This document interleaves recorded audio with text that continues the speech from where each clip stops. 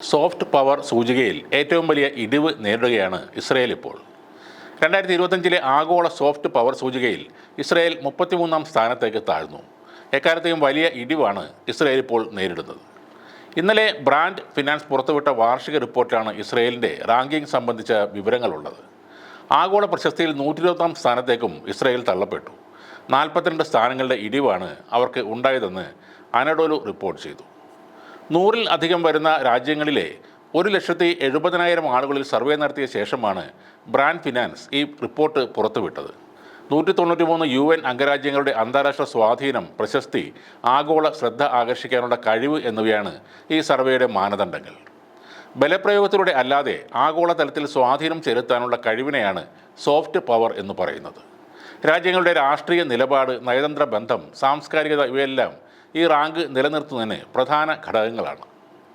ഗസയിലെ പലസ്തീനികൾക്കെതിരെ 2023 ഒക്ടോബർ 7 മുതൽ നടത്തിവരുന്ന യുദ്ധമാണ് ഇസ്രയേലിന് സർവേയിൽ തിരിച്ചടിയായത്.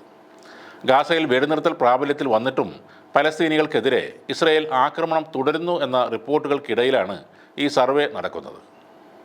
മനുഷ്യത്വരഹിതമായ നിലപാടുകളും പ്രവൃത്തികളാലും സോഫ്റ്റ് പവർ സൂചികയിൽ ഇസ്രയേൽ കുത്തനെ നിലംപതിക്കുകയാണ് ചെയ്തത്. യുദ്ധാന്തരീക്ഷത്തിൽ തുടരുന്ന ഉക്രൈൻ 46-ാം സ്ഥാനത്തേക്ക് പിന്തള്ളപ്പെടുകയും ചെയ്തു. 2 സ്ഥാനങ്ങളുടെ ഇടിവാണ് ഉക്രൈൻ നേരിട്ടത്.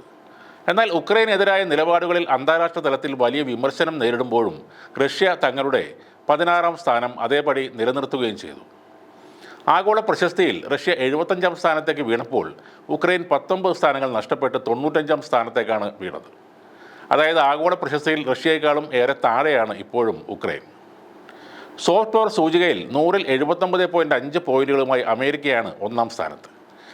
നേരത്തെ പ്രസിഡന്റ് ഡൊണാൾഡ് ട്രംപിൻ്റെ ആദ്യ ടേമിൽ അവർക്ക് സോഫ്റ്റ് പവർ സൂചികയിൽ 1-ാം സ്ഥാനം നഷ്ടമായിരുന്നു. എന്നാൽ പിന്നീടുണ്ടായ പ്രവർത്തനങ്ങളിലൂടെയാണ് അമേരിക്ക ആ 1-ാം സ്ഥാനം നേടിയെടുത്തത്.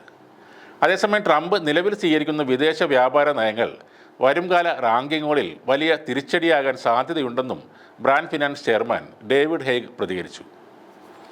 സോഫ്റ്റ് പവർ സൂചികയിൽ ആദ്യമായി ബ്രിട്ടനെ പിന്തള്ളി ചൈന 2-ാം സ്ഥാനത്തെത്തി. 72.8 പോയിന്റുകളുമായാണ് ചൈന 2-ാം സ്ഥാനം പിടിച്ചത്. മിഡിൽ ഈസ്റ്റ് രാജ്യങ്ങളായ സൗദി അറേബ്യ 20-ാം സ്ഥാനത്തും ഖത്തർ 22-ാം സ്ഥാനത്തുമാണ്. ഇന്ത്യക്ക് 30-ാം സ്ഥാനമാണുള്ളത്. കഴിഞ്ഞ വർഷം ഇന്ത്യയുടെ റാങ്ക് 29 എന്നാൽ ഭാവിയിൽ വികസന സാധ്യതയുള്ള രാജ്യങ്ങളിൽ 3-ാം സ്ഥാനത്തോടെ ഇന്ത്യ മുൻനിരയിൽ തന്നെയുണ്ട്.